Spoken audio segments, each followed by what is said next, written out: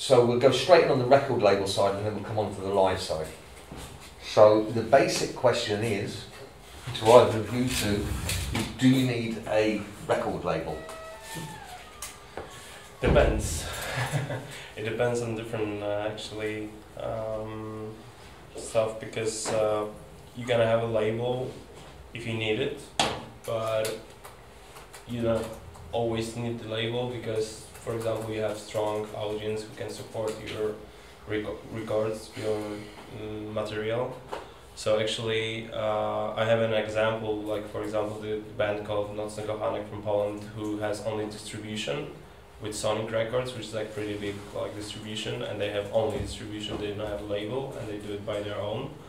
And my band, which is called Ted Nemet, they have Mystic Production, which is one of the biggest major labels, and for us, for my band, it works really well to work with this label, with the Mystic Production, because they have a lot of connection to medias, which we don't have it.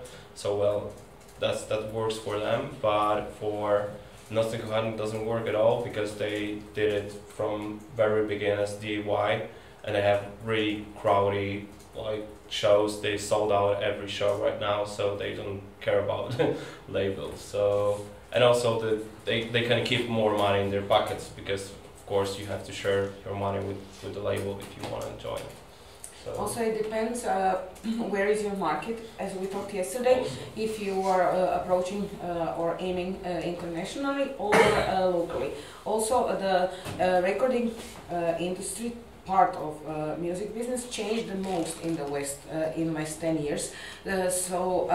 We are, and in our countries, in our territory, the changes didn't come so fast, but they're happening now as we talk. What happened in UK or United States 5 years ago, it's happening here. So one of the trends that we also now have here, and it's there, that the bigger bands in the area, they have their own record labels, because this is the way how they keep the more rights, more money, because the record industry is going down. The amount of the income you come from recording is going down, and the live is growing. So to keep more, also it's not only about the money, it's about creative control. This is why so you have Queens of the Stone Age, they have their own label, and then they gave the distribution rights to, let's say, Sony or Universal, who got them a better deal, but they're actually acting as our label. Also we did it in Croatia. Dado is here, he was a member of a band, and because he was already as an independent label bigger than the band, bigger than any label. The brand was bigger, so it wasn't make much sense, and it was actually the smartest move. We kept everything inside before, like Queens of a Stone Age time, like what they are doing now, because this is the way. So if you have a band that is already something in Czech Republic, and you have a manager, which is somebody you need for the label as well, so your manager start to act as an AR from a label in the same time. This is what is happening. Our management like skills, we need to improve. Also, we have to become A&R labels in that case. I just jump in with A&R is artists and restaurants. Yeah. So this is an advice for the, let's say, already bigger, say, developed artists who have their own teams. This would be my advice to do it, like also in Poland, because the market is huge and it may make sense. Like do it, but then your label can make a deal in, let's say, in Germany with a smaller one. Depends for which market you're approaching, or a bigger one. Depends on the label. So if depends on the label and on the market. Working outside of. Because to get a deal, a record deal, like in old days, this is almost impossible. Because no, it's easier actually, but you don't get advances. So in old days, when you sign a label, they would give you some advance money to make a record deal. Today, there is no more budget, let's say, like this. Also depends, but majors still have it. Still. Majors for like Amy Winehouse. But also like about this, that somebody wants to go to the major, it's not guaranteeing. For example, in Poland, you don't have guarantee that they will push you out from Poland. You just sign to the major company, which is like working only in Poland actually, and they will not send it to you, like for example to Germany. That's not how it works. You said that you're under the biggest label in Poland with your band right now, and do it. With the biggest still, Polish label yeah, actually. okay. Yeah. And they still do it like bringing you money for new record or something. Because in Czech Republic, it's not many years ago that they're like, hey, you guys, here you go, 300,000, do great record or something. Today in Czech Republic, the biggest labels also they are like, okay, be happy that you are with us and give us some percentage or something, and it's like nonsense. So if you get the biggest label in Poland just because of PR, contacts. That's actually the reason actually, because they have also own production office, which is like Mystic Production, like whatever live. They have like two biggest artists, like rock artists in Poland, which we can cooperate with. That's also the profit that we are in, but it's not about like money from the records actually. Yeah, okay. It's so like kind of exchange. You don't need the label, but you need just the PR guy or something like. Yes, these we could do that, and these days you can do that, but we decided to do that because of that, because we decided that the label of like this actual label, like Mystic Production, it's labeled by Coma, Happy Sad, which are Organic, which are the biggest names on Polish rock scene. So if you are in, it's like prestige stuff, So everyone, like PR campaign. You're sending to for example to the live to the promoter your offer, and it's like Mystic Production. There's like this band should be fine, should be good, because they are signing with these guys. So that's how it works actually. Besides of that, actually, we don't have, but actually, also they are giving us money for records, for videos. It's not a lot, but still, it's still better than get nothing from it.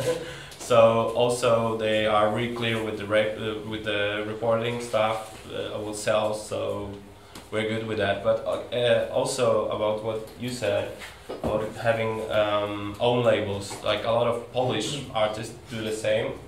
And also about the selling this is hard, CDs. guys. Yeah, this is hard. I have to be honest. You have to be in the same time. You have to multiply skills and a good team. So it's not about the band. This is for when you are already going somewhere. Let's say on the. But what I want to say, it's about selling CD by band.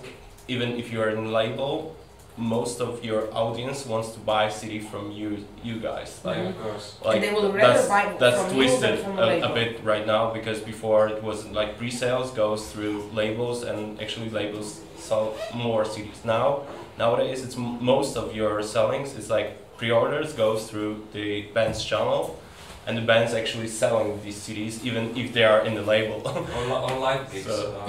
Also, but mostly I'm telling about like selling like the pre-sales or selling from the shelves. Even like we have like huge stores called Empik, which there is like 70% of sales that are going through Empik. So even Empik right now doesn't sell so much CDs as bands themselves actually. So you can ask what's the point then, but the Mystic, it's really good company which you want to be in, but different companies in Poland we don't want to even deal with, because for example we were in other company with the same band and we tried to just cut the contact. I told you yesterday we cut the contact as soon as possible, just because they actually raped us. It's like it was like they gave us nothing and they took everything. So it was before I was manager for them.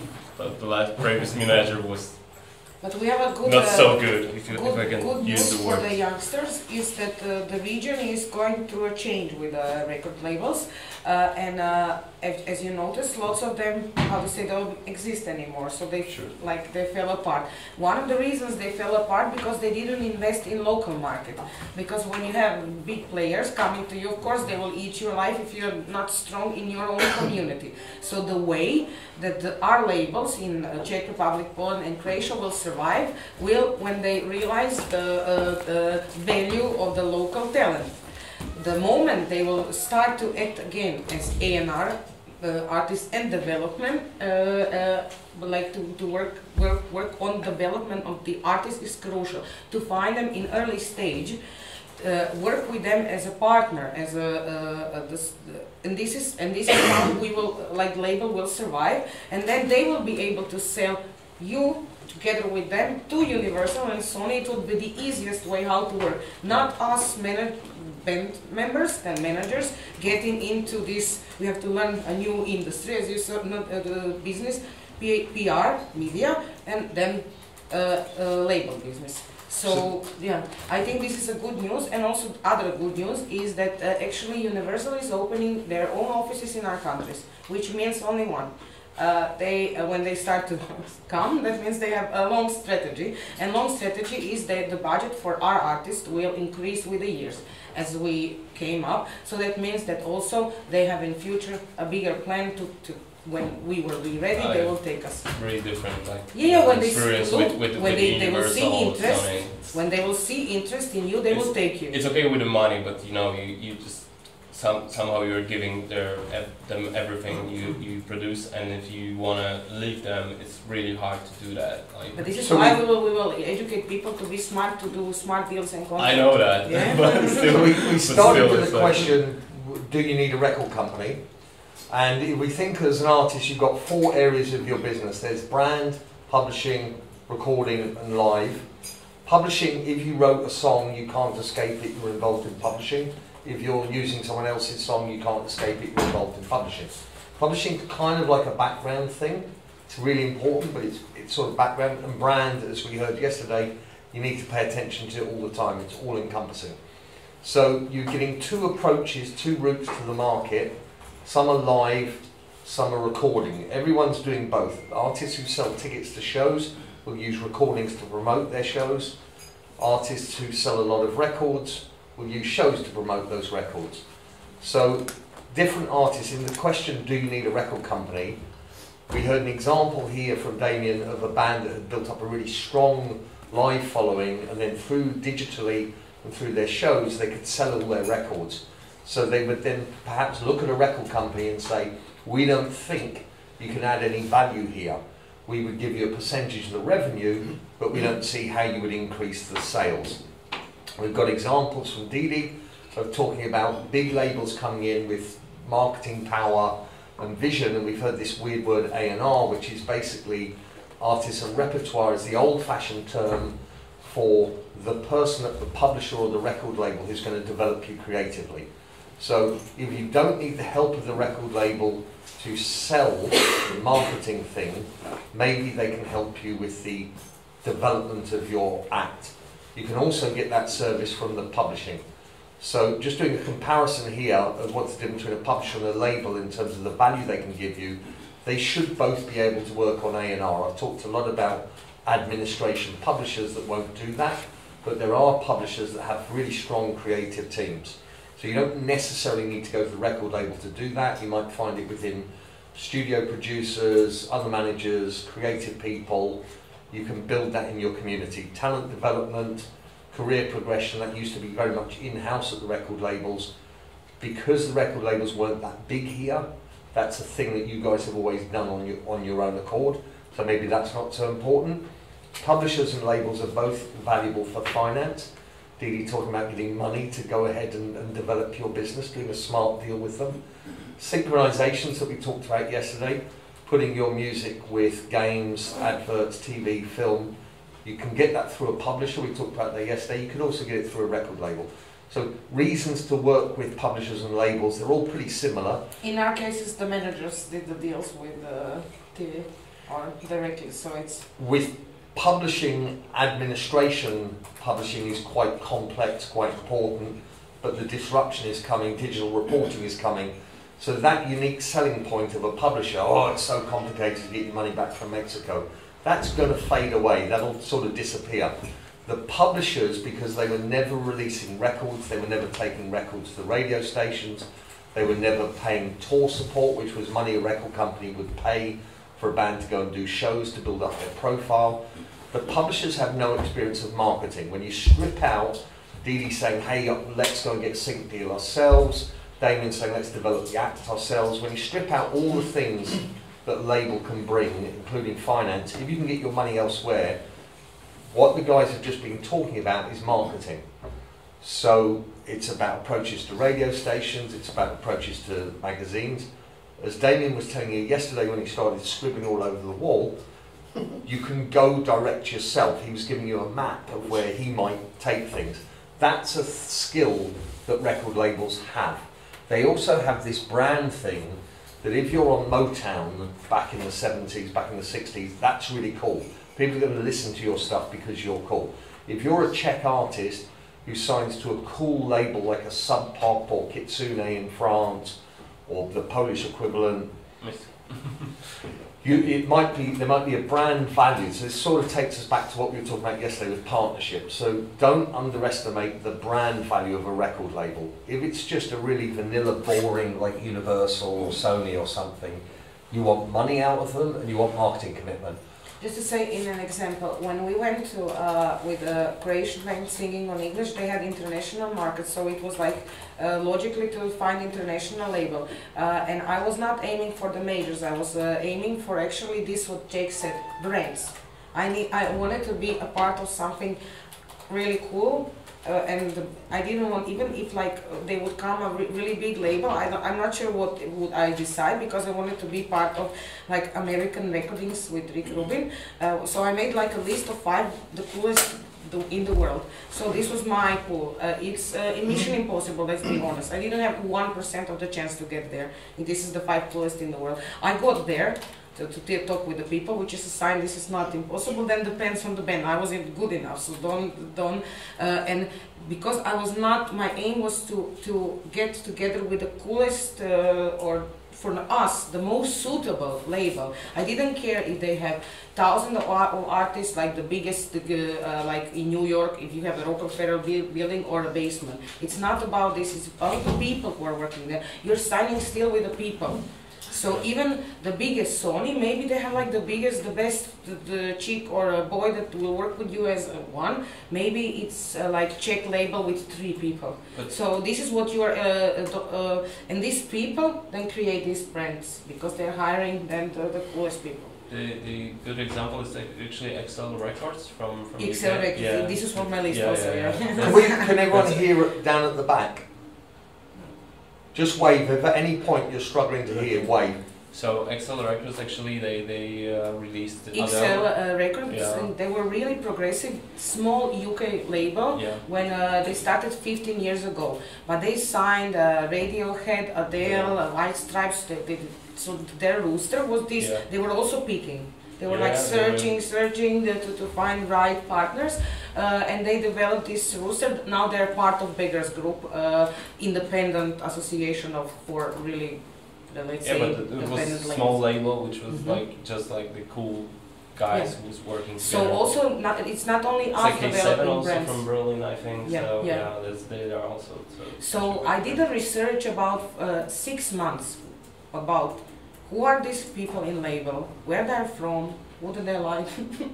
If once we meet, if we will get along, or I just waste my time like going into another continent with them. So because we don't have much of it to invest, you have to research before you go. You don't go on your tour, oh, I'm going on a tour. No, you're like research, you prepare, because we might only have one chance. We are not, we are poor countries, let's be honest. We don't have resources, we are like investing in ourselves. So each chance we have one chance, we have to use it.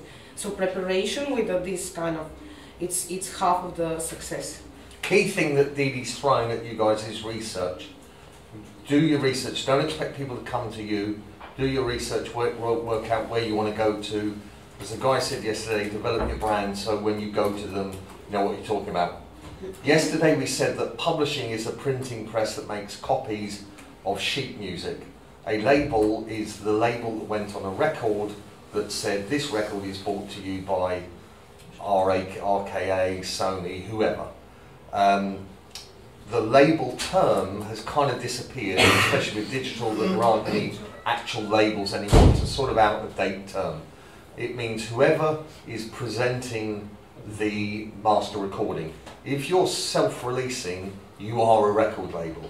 You need to go to Instagram, you need to register, you need to collect the money that comes from them for the record label share, you need to collect the money that comes from them for you as the performer. So make sure that you understand, if you put a record label out and say, oh, we're unsigned, or what you actually mean is I'm my own record label. Just as if you're the person in the band who's doing the management, you do have a manager, it's you, you're self-managed. If you don't have a deal with the record label but you've put stuff out on the internet, you are your own record label. A thing you could look at, hearing about these cool labels like XL that started off with The Prodigy, was a really weird band, would do strange, illegal shows based around drug culture. That started off as like a fanzine thing. You guys can start that with distribution. So we'll go into what distribution is now, but we've talked about the marketing side of the label, and Dee Dee was really clear about the power of a label's brand, so I would put that into the marketing thing as well. I'm not sure if you covered that, but let's say you decide to publish it by yourself. You don't want to go with a label. Is it for some reason strategically better to make your own little label just for one release or series of release you were planning on? I think it would depend on the message you were trying to give. So if you're a folk singer-songwriter and you're trying to say that I'm doing this all on my own and I have no money and I've got a dog on a piece of string, you might not want to project the image of a label of a brand. Yeah. If you're part of a scene, a subculture of any kind, and there's other artists that are also part of that scene, you might say, hey guys, if I use a distributor, we'll come into what distribution is in a moment. If I use a distributor, someone who distributes the music out there, we can put a label name on it, and maybe you guys, when you're distributing, can use the same label name. So you could choose to say, I'm self-releasing. Ed Sheeran self-released 3 EPs on his own label. I can't remember what he called it. Whereas like the Specials, which was a 70s ska band in the UK, they set their own label up. They then started releasing other bands like Selector and Madness. Madness went on to be a big pop success. So there are examples of artists, and I think XL pretty much comes out in that way, of artists developing a brand, and then it just morphs into something bigger, and then they get the lift from being on that label or part of that credible movement. It's a branding call on your part. You're talking about as indie artists creating your own labels, but is there anything that you have to do legally? Yeah. I mean, to kind of set up a label and then get recognition for So a label is a name, it's a label Just, to put on, these people are releasing this, right. rather than saying, I'm releasing it myself. If you put stuff from your bedroom onto Facebook or YouTube or SoundCloud, you have released it. So you could say at the bottom on the credits on YouTube, you could say, released by Prague Records. Right. You would want to do the same stuff that we heard about yesterday with your band name, that you'd want to check has anyone else taken the brand name, the band name. Same with the label names, anyone else already using this? Is it confusing? Search engine optimization. Will people find this? So the basic steps you take, you do not necessarily have to set it up as a company. What you should do is go to Intergram and register for these ISRC codes, International Standard Recording Codes, that we heard about yesterday, and say, this is my label name, I need a set of ISRCs. Actually, it depends if you want to sell it by your own, but if you want to distribute it, because if you want to distribute it, you need to have your company, like your own company, which you have to. Or if you don't, if you're like alone and you don't want to have like a company, Yeah. you can have association, or you and your band members, if it's like 5 band members, but then it's non-profit. But then you can still work because at one point you will need a legal identity. Yeah, You just can because start, you need to. you can start as a label, maybe just to protect the name, but at one point, soon as you start sell, you will have to have like so. Yeah. So basically it's more work to actually make Yes, it. Actually, yeah, you yes, need to. But this is why I before you came, we talked about depends on the level that you are, the country that you are. Then sometimes in some cases it makes point to make your own label, and in some it doesn't. So if I need for your advice, just tell me. If I heard your music and no more, give me 5 minutes and then I will know what will be. 60 seconds. So the first part is it's your creative decision in terms of marketing in your brand, whether you call yourself a label. If you're going to self-release, go independently. And then the second part, the formality, do you want to set it up as a company? see how much money and time you've got, see how much work it is, see what stage you're at in your career. But if you're trying to, if you think there's a strategy where you're going to start to do this, not necessarily for a living, but it's going to start to make you a reasonable amount of money, then you probably should set up a company, because you're spending money the whole time on doing stuff, on coming here, on going around. That's your business. If you set a company up, then you can start to offset taxes. When eventually profits come in, you'll have a history of losses of all the expenses that you put into paying for recording studios, buying guitars and things like that. So we're talking really about the marketing, the brand side of the record label, and we've thrown in this word distribution a few times. You gave examples of going direct to a distributor and going to a label that would act as a distributor. Yeah, but it's like this band I told you. It's like I had actually my own label for a while, and was like just signing a contract with this distributor, and he put it like CDs on the shelves. That's all you needed to have an own label, actually. And when you're going straight to the label, it's just sign a contract with the label. That's all. So the label, if you give everything to the label, they or somebody who they have a distribution agreement with, will distribute the music for you. If it's CDs, it means they will send it in lorries around the country. If it's digital, it means they will upload it to Spotify, they will upload it to Amazon, they will upload it everywhere. You can go straight from your bedroom onto platforms that allow user-generated content, UGC. So platforms like YouTube, SoundCloud, Facebook just allow anyone to upload stuff. And we touched yesterday on the mechanisms that some of those platforms have to detect whether a copyright owner, a master rights owner has already said that's mine. So ignore the complexity of piracy and people putting stuff up that doesn't belong to them. For self-releasing, you can put it onto YouTube. It's the biggest music platform in the world. It's a massive search engine for music. You can put it on there. You are distributing it when you upload it. You can't put your own stuff straight onto Spotify. Spotify only has stuff that they know who sent it to them. So you have to go through a distributor, because Spotify don't want to deal with all of us individually. They've appointed like X hundreds of companies around the world that they have contracts with, and they trust those companies to then take care of all of us. Somebody mentioned, was it you, TuneCore yesterday? So there's various distribution companies out there. You mentioned, maybe you can throw some of the ones in. The big one is Believe Digital, which has become a vertically integrated company. So it has a record label at the top. I can't remember what they call that now. Aggregators? Like no, sorry, they've got a brand name on it. So they will sign you as an artist, they will invest in you, they will do the A&R process, and they will do the marketing. Then below that they have Believe Digital, which is distribution, which will do marketing and things like that, but they're expecting you to have funded the recordings, you to have developed the recordings, and then they will partner with you not only on the distribution, but also they'll bring in some marketing muscle and think about how they can get you on the best playlists.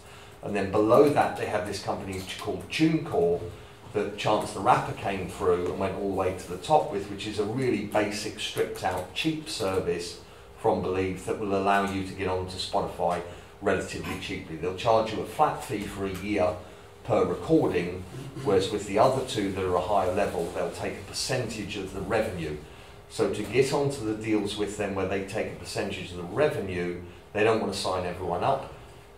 But if they don't want to work with you specifically because they don't necessarily believe that they're going to build up and scale up around you, or they haven't yet spotted what you've got, you can. It's so easy to go into the TuneCore level, pay, get onto Spotify, then you have to take care of all the marketing and stuff yourselves, but you can do that. That's one company. Believe own TuneCore. They have different tiers. There's a bunch of other companies. Like, I don't know, you want to...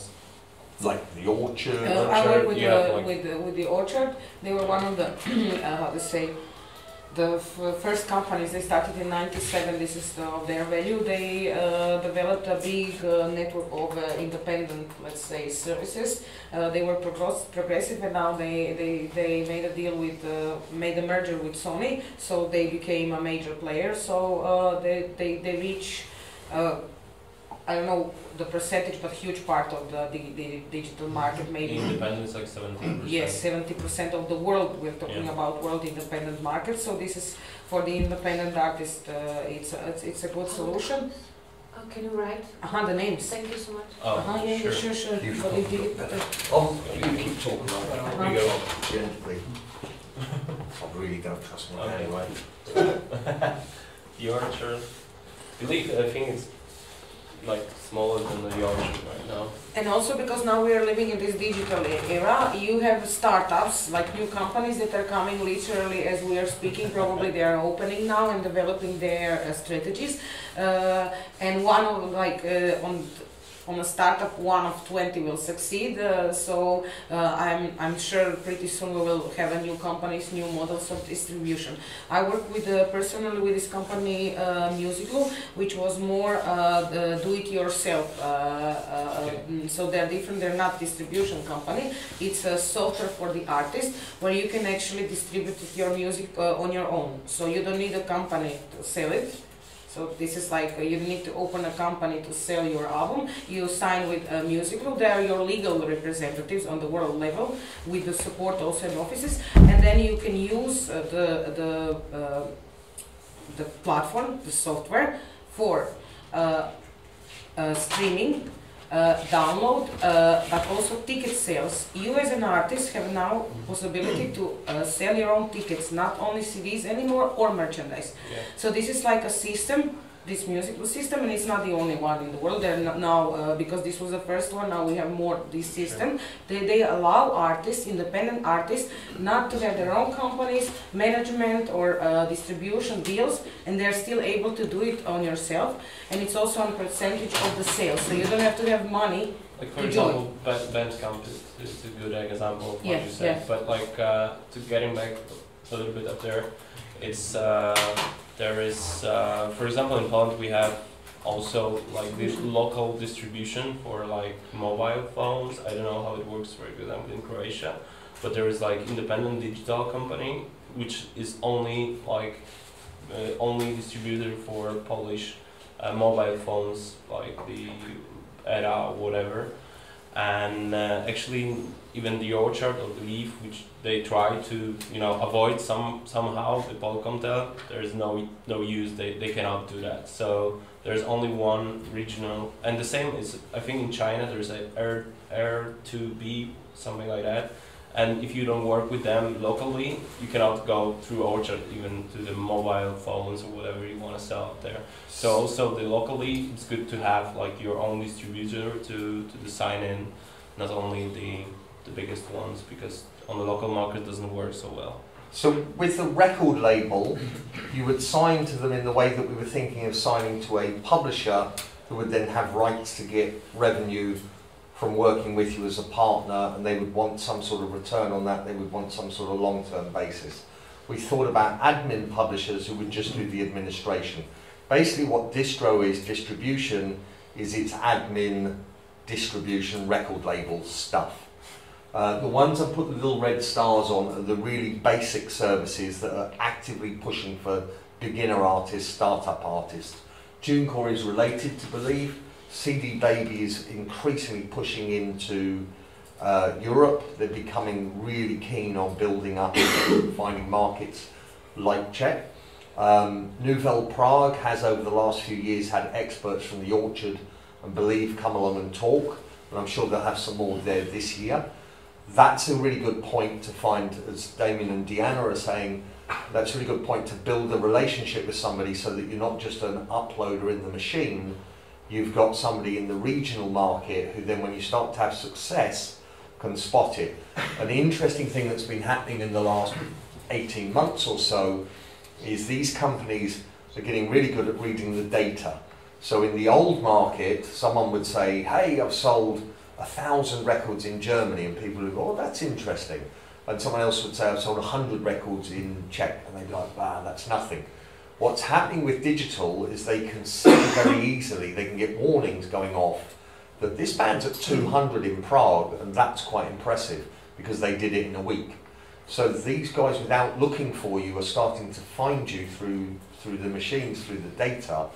So when Believe bought TuneCore, they paid a lot of money for it to get into the sort of the startup artist sector. And they did their maths when they made their bid, when they bought that company, what the return would be.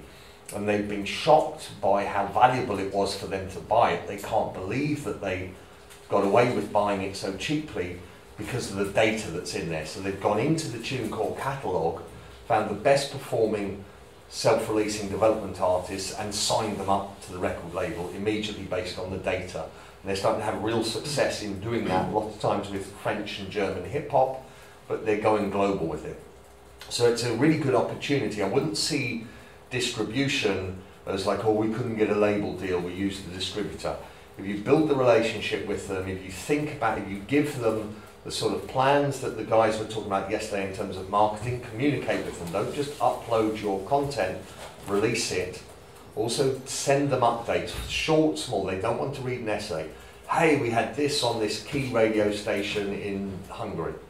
Hey, we've got this magazine thing coming up, here's a clip of it. Just keep them up to date because they will be seeing the data on what you're doing and they will start to build up a profile of you and they'll be early on recognising your success. Do they also physical selling? Some of them can, Believe can. CD Baby has partnerships. They do the Yep. same, sure. Okay. I think maybe TuneCore doesn't. I think Do they do physical? Physical, Can you yeah. get Physical CDs sales. out? they do. CDs, LPs, and Orchard doesn't because they No, are they- only only digital, only yeah. digital. CD Baby for sure. TuneCore probably. What do you have more? DistroKid. I'm not sure about. The Bandcamp. Bandcamp. we Yeah. said it. It's musical Bandcamp. It's more like for do-it-yourself. Yeah. Yeah. But it's more like But they also do wave files also, so anyone can. That's a great shout, thank you. Yeah, Bandcamp. yeah, Is but the shop there? I'm not sure if the distributor goes to the Bandcamp or it's like it's pretty like they separate shop, which you have to put it. Yeah. As far as I remember, that they don't go like straight because we are talking right now about like distribution, but Bandcamp is something separate that you have to do that by yourself actually. Wow. You don't do like through the distribution. They can help you with Yeah. physical sales and they can bolt on. It's like it. more like online shop. I think. Yeah, All You can these say. companies Yeah. are changing their offer from time to time. No, you just stretch. I can just tell that Bandcamp is for independent artists. It's Yeah. a really good platform because they have a good share with artists. Yeah, Yeah. kind of MySpace fucked this up actually because they had like really the platform to do that, but they didn't after all. Yeah. So we You talked. could build your own separate website, like as far as I remember that it was like in 2007 or something It like was that. working good Yeah, for and- changing between bands and Yeah. And then all the artists moved to Facebook, and from Yeah. Facebook to Bandcamp, which is like pretty good actually because they exchange for With- selling stuff. With these companies, all the deals are pretty standard because they're doing it on such a massive scale. You're not going to go in and negotiate with them unless it's like the upper end that's treating you like they're a record label, and then it'll be really clear. They will say to you, you need to get a lawyer in order to talk to us because we want to take this to a higher level. So don't worry so much about the deals they're doing. Do compare their deals. Most of them, it's a short-term service. So at the point where you say at the end of the month, hey, we're taking it down, we're going to use a different distributor, or hey, we signed directly to a record label, you can just pull your stuff down. It takes about a month sometimes, it's quicker than that, but allow for a month for them to say to Spotify, take this down, to Apple, take it down, and then for it to be replaced by whoever your new partner, let's say it's a record label, is putting it up on those platforms through. So there can be a switchover period. It's getting smoother and smoother, but don't worry with these guys about getting your rights back. You own all your rights. All they're doing is they're paying you the largest percentage of the revenue for this stuff. The biggest value in them is they get you in the marketplace and they will give you data about who used your stuff. Don't worry so much about the money that you're going to get paid from it. As it builds up, it can be quite big from services like Spotify, but don't see this as a revenue generator. See it as the most amazing interface. You'll get a user dashboard that you can go to for all these companies and start to see your statistics. We'll come on to the data in a moment, but that's the real value of it. There's a really useful blog called Ari's Take, if you've come across it. If you Google Ari's Take digital distribution, what he does, like every few months, he calls all of these digital distributors and then rates them, comparing them all. But you can see what's really important for you. So if you really need to get your release out there really quickly, there are some, like DistroKid, I think, can get it on iTunes in 2 days. So that's really useful. But anyway, Ari's Take, digital distribution. Can you just spell that? Yeah, A-R-I, I can Google it. Ari's, A-R-I'(S) Take is the name of the thing. I will say I'm still about because I'm practical. I'm coming from this area. I still believe in do it yourself, especially if you're an artist or a manager who has a live band. Live band is your biggest, live show is your biggest distributor. So you will probably sell more than on a live show than we're talking about if we're talking about revenue or finances.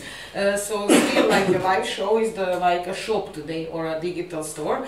So approach it like this. So you are your own biggest distributor. Wherever you go, you are distributing yourself in a way. Even if you have like what we don't still do, but they do in West, like do like cool stuff, little USBs, and you even if you give it for free, you're still distributing your music. Yeah. Don't forget this. Our most successful example, they gave music for free. Nobody believed that the band will sell albums. No, people still bought albums. Arctic Monkeys was the first, I think, in 2007 by MySpace. They did it, like they gave it for free, and after that there was like, you know, huge success. They had to deal with and also it's not only this way, you have like festivals in your area. These festivals, they have like, let's say, Rock for People, Pohod. I don't know if they do this, but we sometimes do it in Croatia. They have like stalls, you know, markets. They have labels there, they have space to sell stuff. So it's like if it's compatible festival to your music, connect with the people who are working on the markets there, give your music. Even if you're not performing on the festival, you never know, maybe somebody will come buy this CD, or maybe they will see you and say, oh, I saw a really amazing band, I need the music. By the time they will come home, maybe they are drunk, they will forget about you in 3 days, because like, we saw, like I see at least 100 new artists per week. Like I was in Belgrade last week, in Zagreb, I went to 3 festivals within, I don't know how, we were in London, it all happened in March. So the amount of the music information we receive, it's too much. And sometimes when somebody gives me like LP, I really like the band, then we will remember. And you did the best distribution for yourself. So yeah, use yourself as a distributor as well. Webs don't. So self-distribution, or give your music to Didi, and then all leveraged up through these different mechanisms, all the way up to a big global record company signed a worldwide deal with you and promised you the earth. Lots of different tiers. So this question, why would you sign with the record company? Are you doing okay through live or other mechanisms? Maybe you've got a sync out that's driving a load of Spotify streams. Are you doing okay without the marketing thing? If you need the money and they're offering money, then that's a big reason to work with the record company. But the main discussion you should be having with yourself about why would we try and chase a label is the marketing component, the brand component, that side of it. Once you're on these digital platforms, we've heard how easy it is to get onto them. How are you going to get discovered? Who's going to help you with that? The system has changed from, like in the 60s, a band like the Beatles would make an album that was in 2 sides of the vinyl, 15 minutes each, so half an hour of music. They would put that out every 6 months. So they would come with 2 albums a year, half an hour of music every 6 months. Now it's gone much more into someone like Rihanna. The albums come out, but they're like a compilation of the last 4 singles and the next 3. She's just putting tracks out constantly. So you've gone from here is my body of work as a creator, as an artist, my album, my portfolio of songs that reflect this time, this story, into I've got this to say, oh, here's another thing. All those things that you release, they can't be the big single. When the album used to come out on January the 1st, the lead single for the album that was going to get played on the radio and promote the album would come out on January the 1st. and then maybe there would be slightly smaller second singles, smaller third single, and the radio station would maybe lose interest unless there was a massive hit. So you went from a declining point from the release date, where you pressured all the focus onto the release date, and then you tried to sell as many albums as you could in the next 2 to 3 weeks, and then maybe it would fade away unless it was a huge hit. You're now into releasing your track, the first track from this creative collection. You've got this cycle of work that you've got that's a new theme from the theme that you did last time, and you've got maybe 12 tracks within that space. You put the first one out on January the 1st. What you should be trying to do is to build the snowball of streams, to just keep gathering like you're rolling a massive snowball along, getting more and more snow stuck to it, more and more streams, more and more listens. You're trying to build up over a 4 to 6 month period. You're not trying to squash all of the focus into the beginning, you're spreading it out. You're not trying to squash all of the focus into the album, you're spreading it out, the attention over a number of tracks. Really hard thing to do. A key to it, if you started saying, hey, it's January, we've got a great new single out. It's February, we've got a new single. It's March, we've got a new single. It's not going to work. So bonus features, bonus content is increasingly important. The artists who are doing a really good job on platforms like YouTube are going up there and giving messages to fans.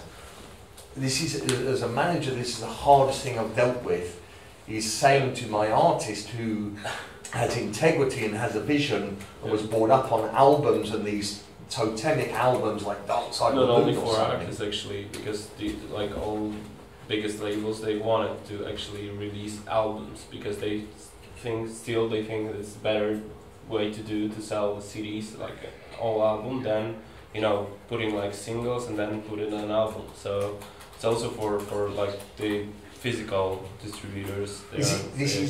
He's absolutely correct, but what he's described, not what he's saying, what he's describing is absolute bullshit. It's nonsense. Yeah. Where it comes from is when they started making jukeboxes and pressing gramophones, they were there to promote, the publishers paid for them, which is why so many of the big publishers have the same name as the big record companies. The big music publishers used to set record companies up to lose money to promote so people could hear the song and then go and buy the sheet music. That's where records come from. The size of records is based on the technology. The speed that they went out was based on what technology was adopted most popularly. Are you on Apple or are you on Android? It was that sort of competition. So they all ended up on one format, which was an album that played at 33 revolutions per minute, that had about 15 minutes each side. So when we think of like, no, I want to make an album like Bob Dylan, he did 15 minutes aside, I need to make a 60-minute album, 30-minute album. Then we got on to CDs, a bit of a legend, not sure if it's true, Beethoven's Ninth, played by the Berlin Philharmonic, directed by Herbert von Karajan, lasted 70-something minutes, so Philips made a CD that lasted 70-something minutes.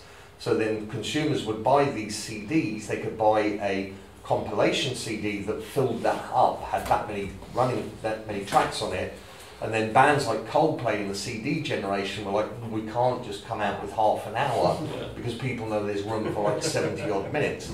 So they started adding bonus tracks and filling it out in the way you might a DVD. So what you guys need to do as artists or as managers of artists is think about it creatively, be disruptive, go at it yourselves. If you think you've got a standalone artistic statement that's one track, put that track out in isolation, don't worry about it. If you think you've got a body of work that builds up into a CD, put the tracks out, and then at the end, when everyone loves them and they've been listening to for free or low pay, then they will go and buy the CD. That's the best really break this thing of, I need to do an album.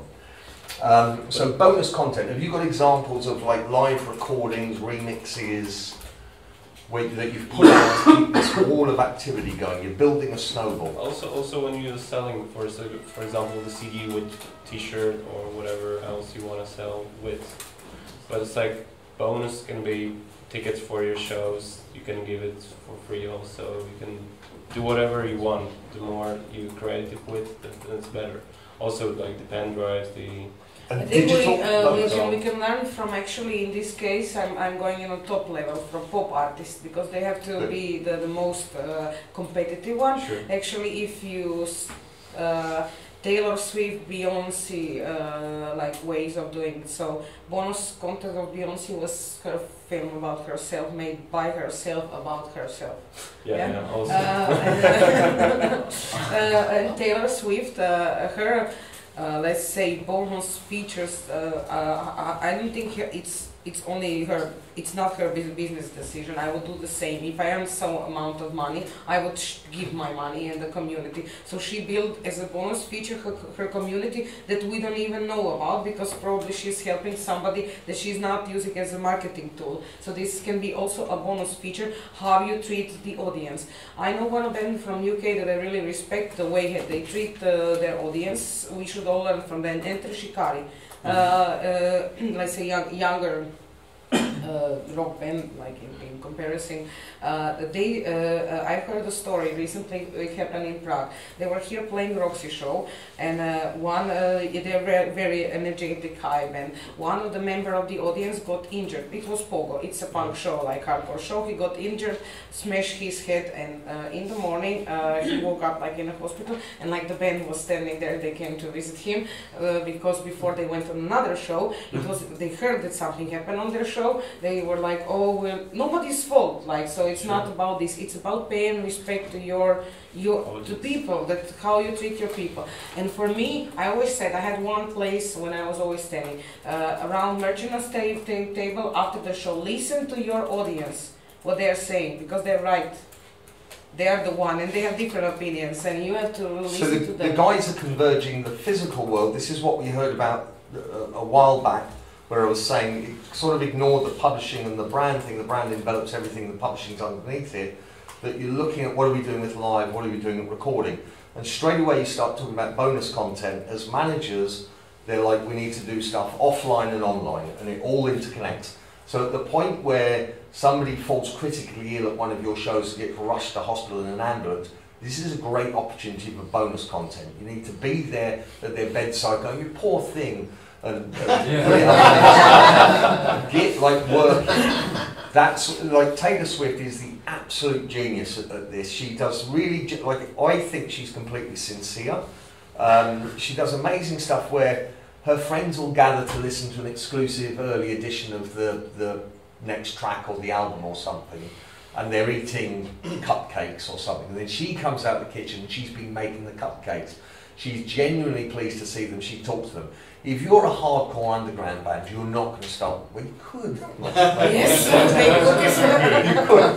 A lot of bands do that. Like, honestly, you know, I'm vegan. You know, I have like shape whatever and taking pictures. That's so bonus content. YouTube's absolutely brilliant for it. So you say we have to injure somebody?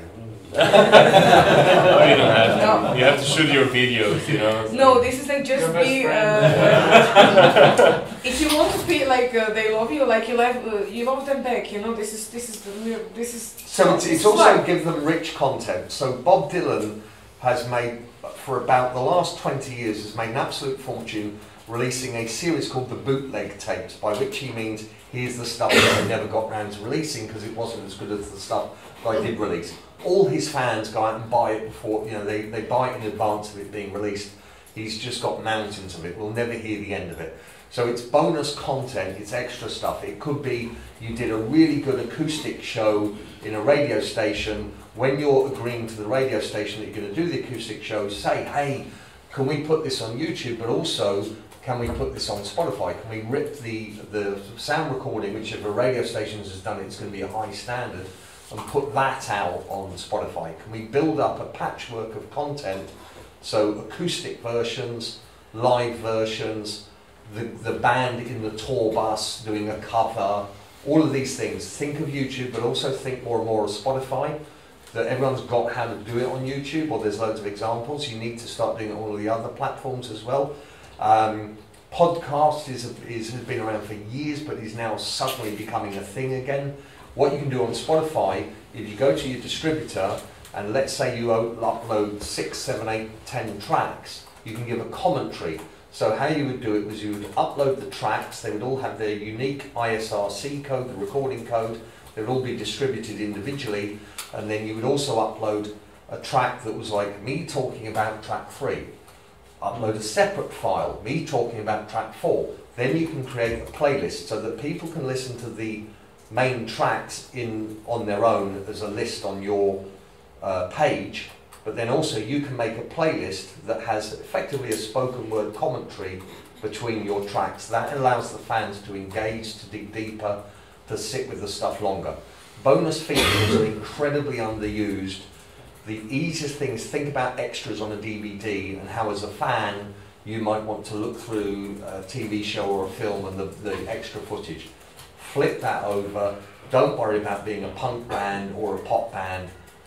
Just be authentic. Also something between actually the bonus content and being like on the live shows is like doing like secret shows or doing like the shows. This is now total hit yeah. in every European city. Right Secret now. Shows like the National had a show for 25 people. My friends who are like in industry, very highly, they're like super fans. They wanted to kill like to get to this show. Only 25 people when you get in. I was just recently in Belgrade on a secret party, and then everybody wants to see this pen from the secret party. So you get this. So now it's the wave.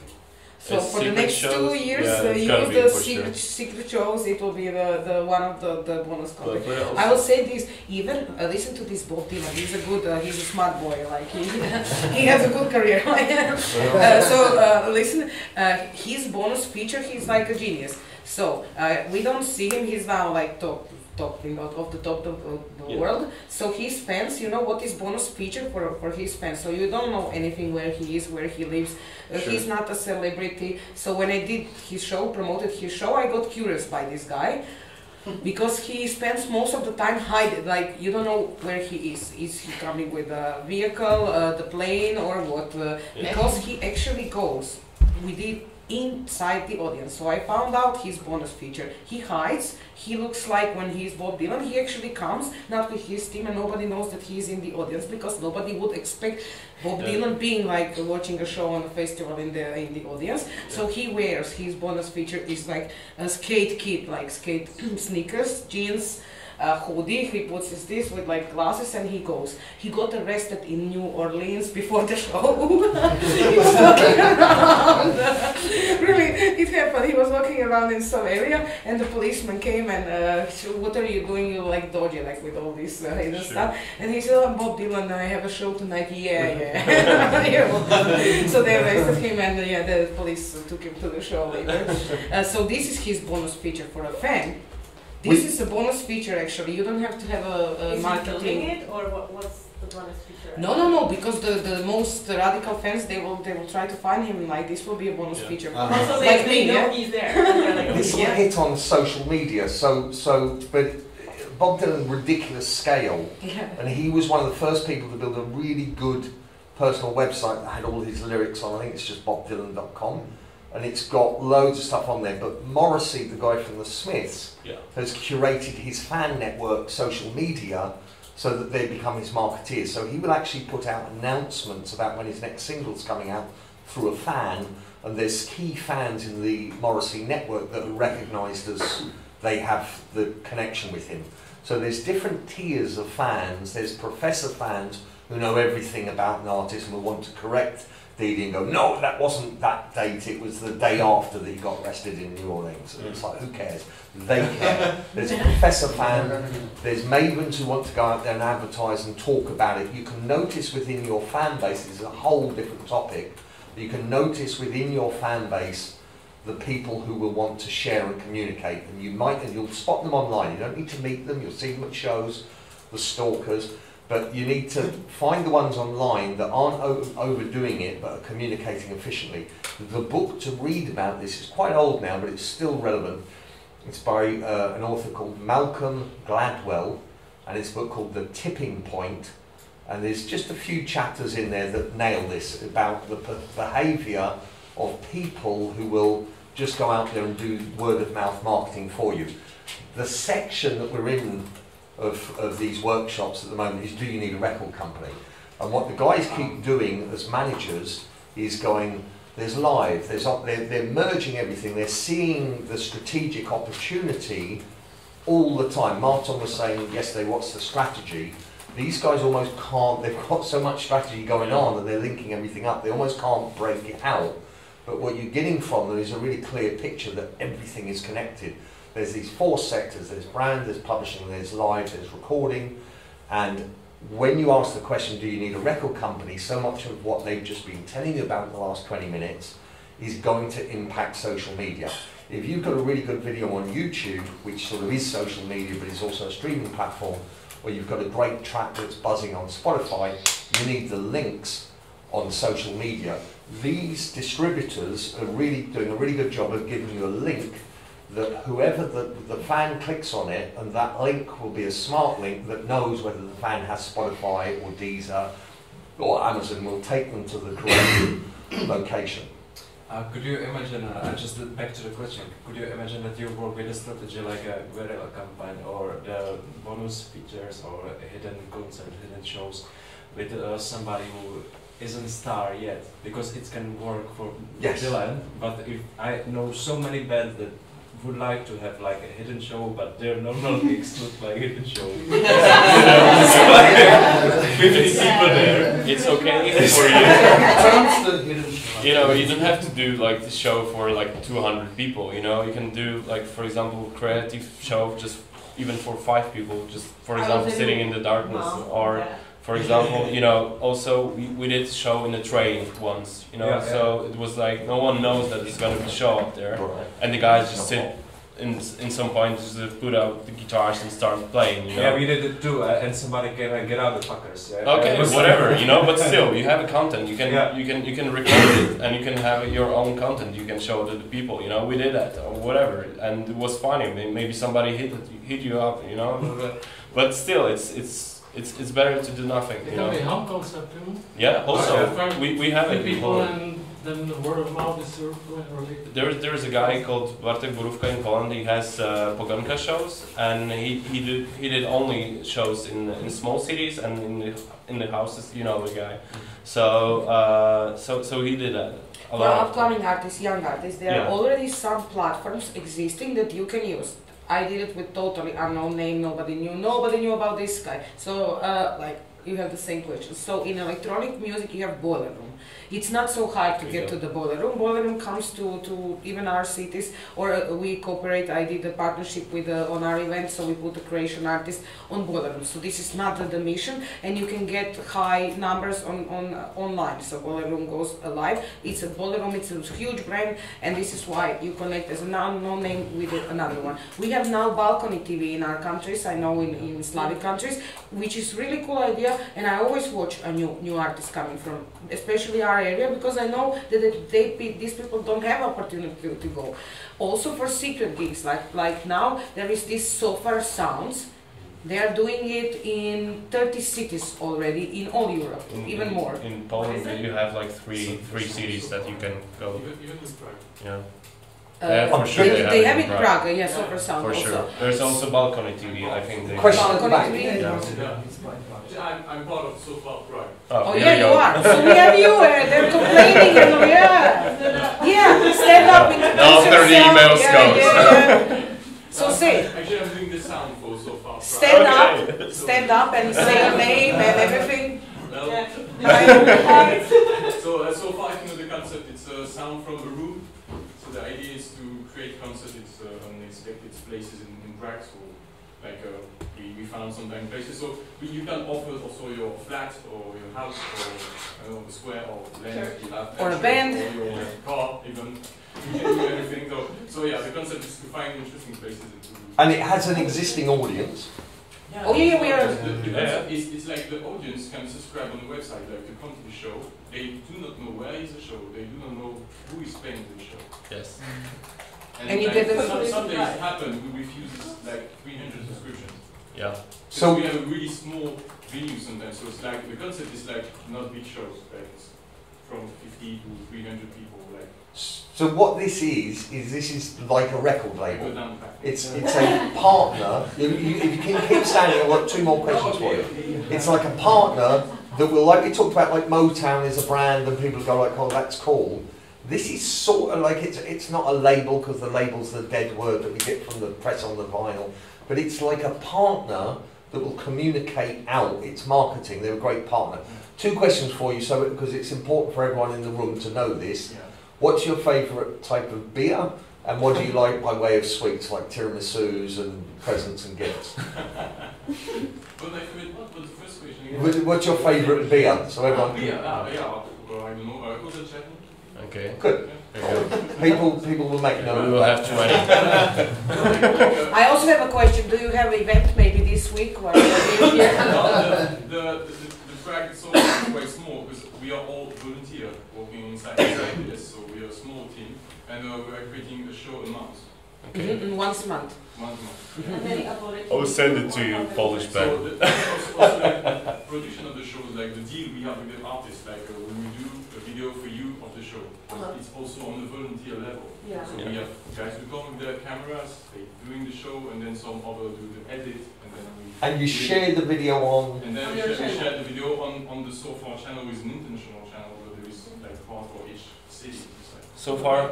But the thing is like this production video is maybe the biggest struggle we have because it's take a lot of time and it's volunteer, so sometimes we struggle to find people to edit the videos. For example, we don't lie to you, like we have maybe 3 or 4 show delay of production of the videos because it's on the volunteer base. So but the concerts are going well.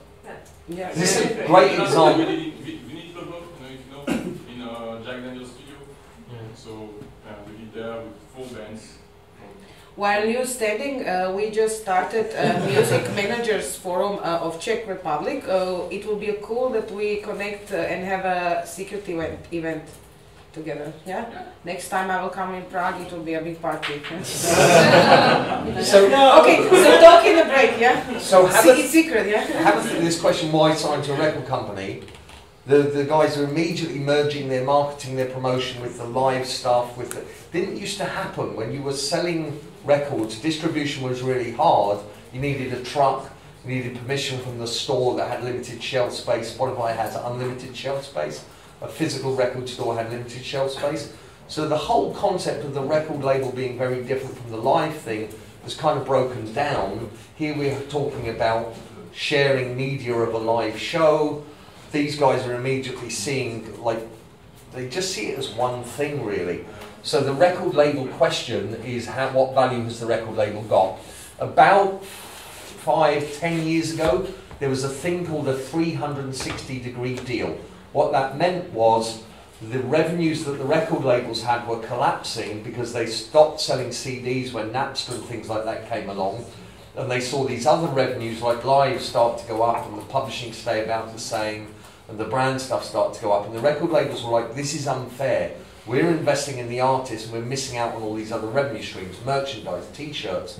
So they would sign deals with artists that gave them 360 degrees, a full circle of the artist's revenues in return for putting the record out to promote them.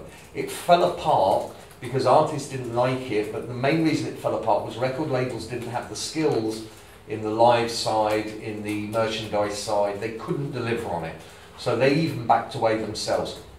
What we saw about 6 weeks ago was Sony had a big party in London, which was their European launch of, as a record company, they now have this thing called Third Floor Creative, where they sign the artist. They're not looking at a 360-degree deal where they're trying to do your merchandise, your t-shirts, your live. They're trying to figure out all the stuff that we've been talking about. So they're looking at sync, they're looking at your social media, they're trying to partner with you to say what's the most creative way to develop. So Sony are now coming in to say maybe we would put a Sony artist into So Far Sounds. Maybe we would put a Sony artist into some secret shows. They're interested in this bonus content, the width of content, and they're interested in how it falls on social media rather than just being a company that manufactures digital records and puts them out. Universal and Warners are doing the same. They've made press statements in the last 6 weeks about podcasts and getting artists to talk more about what they're doing. All the skills that we're talking about here, the record labels, the big record labels are now following into it. Possibly, Didi said creative control earlier, possibly you can retain better creative control over all these things you've got to do if you keep it inside. Think back to yesterday, the guys were telling you about understanding your brand and having an identity. We've talked about all these aspects, this sort of cloud around digital, without going too far into the services. So here's your Amazons, your Spotify's, etc. Facebook and YouTube are increasingly competing with Spotify, Deezer, Tidal. It's harder to tell them apart. Amazon is the big one, and the reason there's like a stormy sea behind them is we really haven't settled yet on what's happening. This month, Spotify are selling their shares on the US stock market. They still can't make a profit. They still don't have a business model. Saavn, which is the Indian equivalent of Spotify, just received a massive investment from Tencent. Tencent's like the Chinese Facebook. It would now be bigger than Facebook after all the withdrawals from Facebook in the last few days. Bigger in terms of money. I don't know about users. So Tencent, this big Chinese sort of Facebook, Spotify type thing, has just invested in Saavn, and it has equity in Spotify. The whole situation with these streaming platforms is in flux. The one that's coming through really hard and fast is Amazon.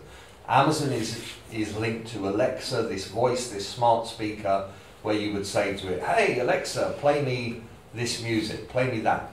That's really going to be a problem for you guys to tackle, is how does a fan in a different country saying to a speaker, play me this. All the activity that you're generating on social media, when you're doing live shows, etc., is you're trying to funnel consumers to bookmark you. What I mean by bookmark you is 20 years ago, I would hear a track on the radio, I would write down the name of the artist on a post-it note. If I missed the DJ announcing it, I'd be like, shit. I'd wait, I'd hope to listen to that DJ again, maybe I'd hear the track again, maybe I'd get a chance to write it down, or I'd buy a print magazine with a DJ, a reviewer that I trust who would say, hey, listen to this. So I would find recommendations for music, friends would give me tapes, I'd see it in a printed paper, I'd hear it on the radio, I'd write it down. My destination was the record shop. I would go into the record shop with a note and say, I want this. And they go, oh yeah, we've got that, or oh, it's out next week or something. What's happening now, instead of writing it down, is you're opening your phone and you're bookmarking the artist and you're saying, oh, I like them. So let's say you're a Spotify user, you're opening Spotify and you're bookmarking the artist on their page on Spotify. Again, you guys need to have taken care of your brand, your name, your identity, so you're easy to find and bookmark. And then when someone has bookmarked you, you need to be coming at them with bonus content and keeping their attention going. The point I'm trying to make about bookmarks is there's two business models on streaming. I'll talk generically about Spotify because it's a much cleaner example than, say, Facebook and YouTube that have wider activities. But there's alternatives to Spotify. Amazon is the big one. So on Spotify, there's two business models. One is the playlist model and the other is the bookmark model. On the playlist model, Didi's got a band, they're signed to Universal Records. Universal have all these favours that Spotify owe them. So Didi, on behalf of Didi, Universal tells Spotify, add Didi's new artist to this playlist. Her artist gets on the playlist, it's a global New Music Friday, it goes into loads of countries, they have loads of streams. Didi gets a large check in about 3 or 4 months I wish. for the use on that massive playlist. The problem with the playlist stuff is people aren't discovering from it. They're not going like I was doing and writing down the name of the artist, they're not extracting the name of the artist and becoming a fan.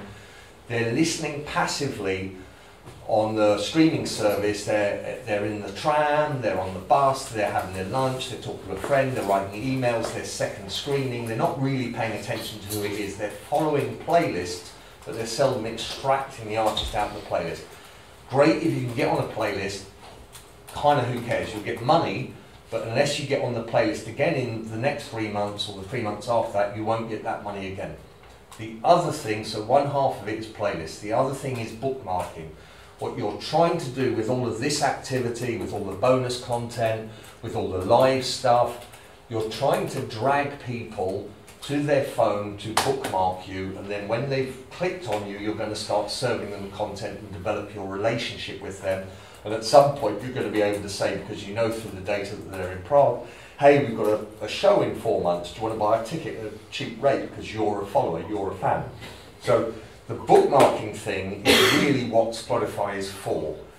The playlist thing, that's a whole political discussion, and it's a problem, and some of you will be lucky and most of you won't.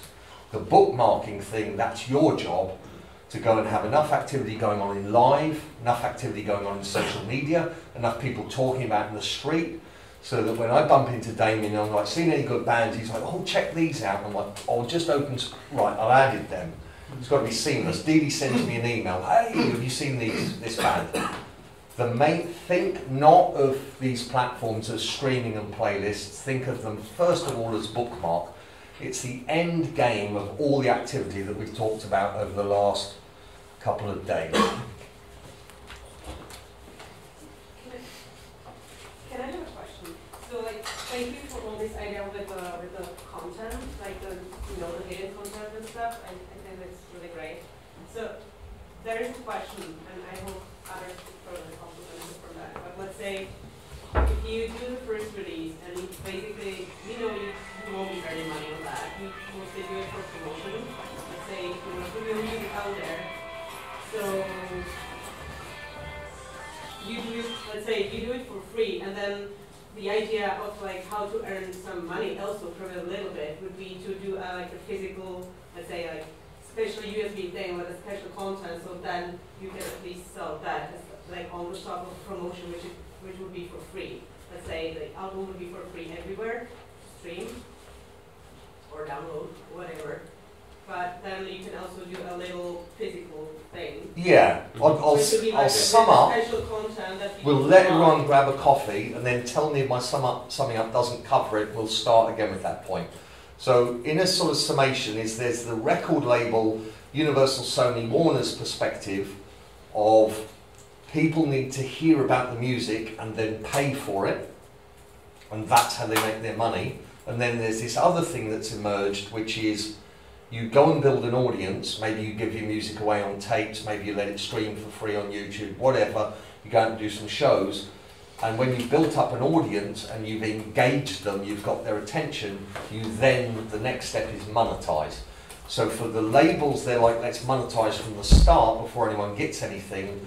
And there's this other thing, which is let's give stuff away for free, shows, performances, live, whatever, and then when we've built up engagement, people have bookmarked us, then we'll find all these clever ways to monetize.